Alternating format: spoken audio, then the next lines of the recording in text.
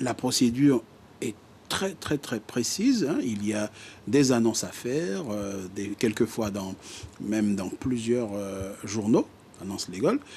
Et si ces annonces ne sont pas faites, si ces publicités ne sont pas réalisées, eh bien, l'acte n'est pas valable.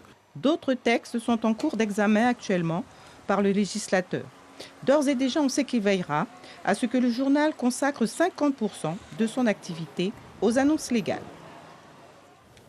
Dans le reste de l'actualité, l'inauguration ce matin de la première armoire de fibre optique dans la ville dite spatiale, Kourou. L'opérateur historique Orange, en partenariat avec la mairie au sein d'un réseau d'initiatives publiques, est chargé de doter Kourou de la fibre. Orange promet 11 000 foyers connectés au très haut débit au cours des 3 ans à venir. Écoutons Fabienne Dulac, directrice générale d'Orange France. Elle répond à Jean-Gilles Assard.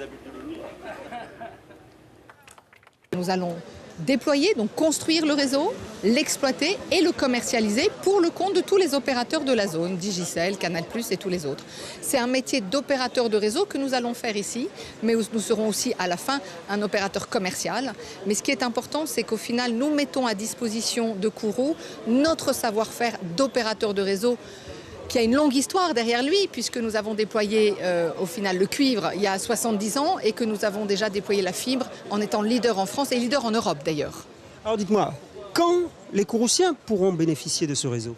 Alors là, nous venons d'installer la première point de mutualisation, ou chambre.